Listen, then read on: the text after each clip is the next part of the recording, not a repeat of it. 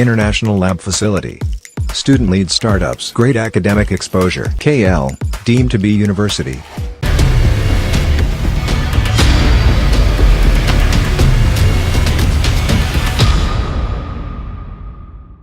ఏపీలో ఎన్నికల కాక ముదురుతుందని చెప్పుకోవాలి.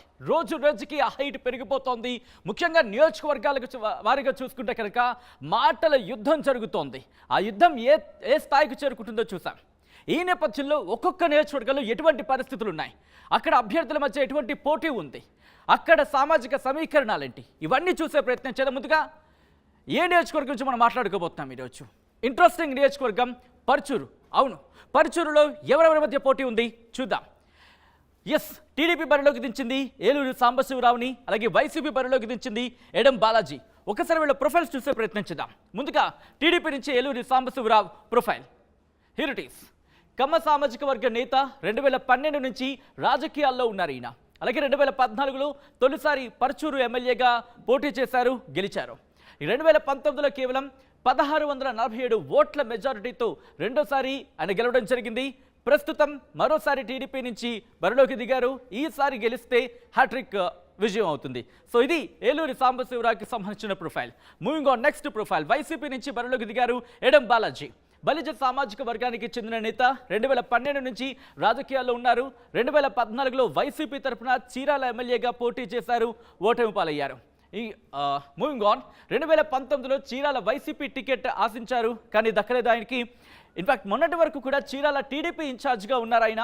అనూహ్యంగా తిరిగి వైసీపీ గూటికి చేరుకున్నారు ఎడం బాలాజీ. ఇది ఎడం బాలాజీకి సంబంధించిన షార్ట్ ప్రొఫైల్. ఒక్కసారి పర్చూరు నియోజకవర్గానికి సంబంధించి చూస్తే కనుక బాపట్ల పార్లమెంట్లో భాగం, కమ్మ సామాజిక వర్గం ఆధిపత్యం ఉండే సెగ్మెంట్ ఇది. అలాగే ఎద్దరపొడి, పర్చూరు, కారంచేడు, ఇంకొల్లు, చినగంజాం, మార్టూరు మండలాలు దీని పరిధిలోకి వస్తాయి. అలాగే ఇక్కడ ఓటర్ల వివరాలను చూసే ప్రయత్నం చేద్దాం. ఒకసారి ఇక్కడ ఓటర్ల వివరాలు చూస్తే కనుక ఎస్, ఉమ్మడి ప్రకాశం జిల్లా పర్చూరుకి సంబంధించి మొత్తం ఓటర్లు 2,25,770 మంది. దీంట్లో పురుషులు 1,15,000 మంది, మహిళలు 1,10,700. ఇక అలాగే ఇక్కడ సామాజిక వర్గం వారిగా ఎవరెవరు అంటే ఎంతమంది ఓటర్లు ఉన్నారనేది చూసే ప్రయత్నం చేస్తే, కమ్మ సామాజిక వర్గానికి సంబంధించి 43,500 మంది ఉన్నారు.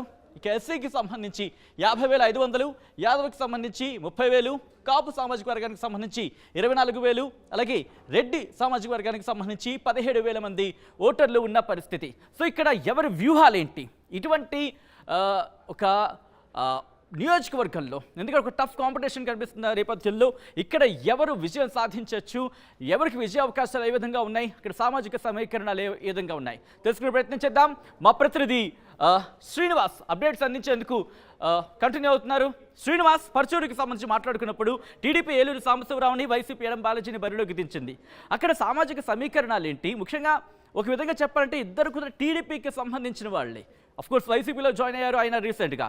సో ఏంటి అక్కడ సామాజిక సమీకరణాలు ఏంటి, అక్కడ ప్రజలు ఏమనుకుంటున్నారు? Thank you Sachin. ఇది మొదటి నుంచి కూడా రాజకీయ ప్రాధాన్యత ఉన్న నియోజకవర్గం. ఎందుకంటే ఇక్కడ దగ్గుబాటి వెంకటేశ్వర్లు, దివంగత నేత ఎన్టీ రామారావు అల్లుడు అయినటువంటి దగ్గుబాటి వెంకటేశ్వరరావు నియోజకవర్గం ఇది కావటం, అక్కడి నుంచే టీడీపీ నుంచి 3 సార్లు కూడా ఇక్కడ గెలిచిన అనుభవం అయితే ఉంది. అదేవిధంగా కూడా ఇక్కడ కాంగ్రెస్ పార్టీ నుంచి కూడా 2 సార్లు గెలిచిన అనుభవం అవుతుంది. కాకపోతే ఇక్కడ సమీకరణాలు పార్టీ సంబంధం లేదు, అభ్యర్థికి సంబంధం లేదు, కేవలం గణాంకాలు అక్కడ ఉన్నటువంటి అభ్యర్థులు ఎవరు బోరేలో ఉండబోతున్నారు అని చెప్పేసి 2014, 2019 ఎన్నికలు అయితే దీనికి నిదర్శనంగా నిలుస్తున్నాయి.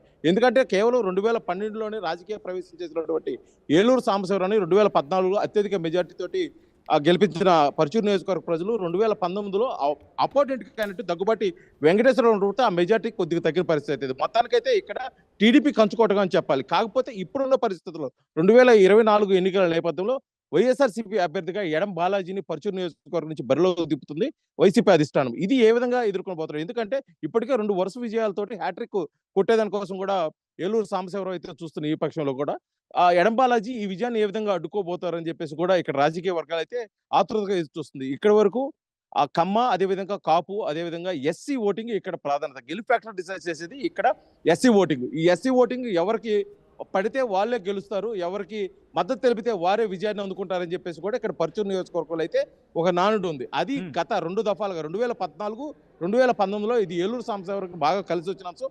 మరో ముఖ్యమైన విషయం అంటే ఏలూరు సాంబశివరావుకి ఇక్కడ కాపు సామాజిక వర్గం నుంచి కూడా గట్టి మద్దతు లభిస్తుందని చెప్పేసి గతంలో నిరూపితమైన విషయం. కాకపోతే ఈసారి 2024 ఎన్నికలకు ఈ సమీకరణాలు ఏమైనా మారనున్నాయా? ఎందుకంటే రాష్ట్రంలో జరుగుతున్న పరిస్థితుల దృష్ట్యా ఇక్కడ అభ్యర్థుల విషయంలో కూడా కొద్ది గట్టి అభ్యర్థినే ఎడం బాలాజీ కూడా గతంలో టీడీపీలో ఉన్నాడు, అంతకుముందు వైసీపీలో ఉన్నాడు.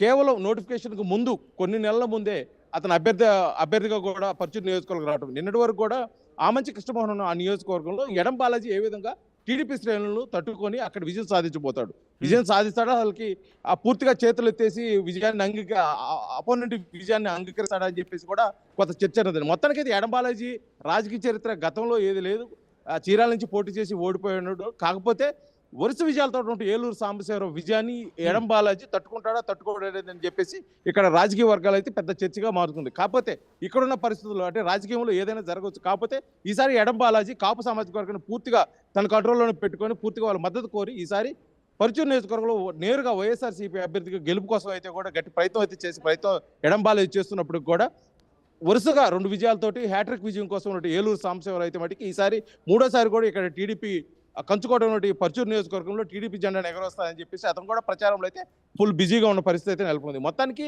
ఇరు పార్టీలు ఇటు వైసీపీ అటు టీడీపీ ఇరువురు కూడా మొత్తానికి ఈ నియోజకవర్గంలో ఈసారి 2024 ఎన్నికల్లో ఖచ్చితంగా మేమే గెలుస్తామని చెప్పేసి కూడా ప్రచారం అయితే చేస్తున్నారు. కాకపోతే ఈ గెలుపు ఎవరికి అందిస్తారు పర్చూరు నియోజకవర్గంలో? ఇక్కడ ముఖ్యంగా చూసుకున్నట్లయితే పర్చూరు నియోజకవర్గంలో 6 మండలాల్లో ఉన్నటువంటి కారంచేడు, అదేవిధంగా చిన్నగంజాము, మాటూరు, పర్చూరు నియోజకవర్గాలు ఇక్కడ క్రియాశీలకం. ఎందుకంటే అక్కడ సామాజిక వర్గ పరంగా కూడా అత్యధికంగా ఎస్సీ ఓట్లు, అదే కమ్మ ఓట్లు కూడా ఉన్న పరిస్థితుల్లో. కాకపోతే ఇక్కడ వీళ్ళు ఈసారి వైసీపీకి సపోర్ట్ చేస్తారా, లేకపోతే యథావిధిగా గతంలో మాదిరిగానే టీడీపీకి సపోర్ట్ చేస్తారని చెప్పేసి కూడా పూర్తిగా ఎన్నికలు జరిగేంత వరకు కూడా వేచి చూడాల్సిన పరిస్థితి అయితే ఇక్కడ ఉంది. Sachin, right, thank you Srinivas. So మొత్తంగా అయితే మాత్రం పర్చూరుకి సంబంధించి ఉత్కంఠ పోరు కొనసాగే అవకాశం కనిపిస్తుంది. సో చూద్దాం ఎవరు అక్కడ పాగా వేయబోతున్నారు అనేది జూన్ 4 ఫలితాల తర్వాత.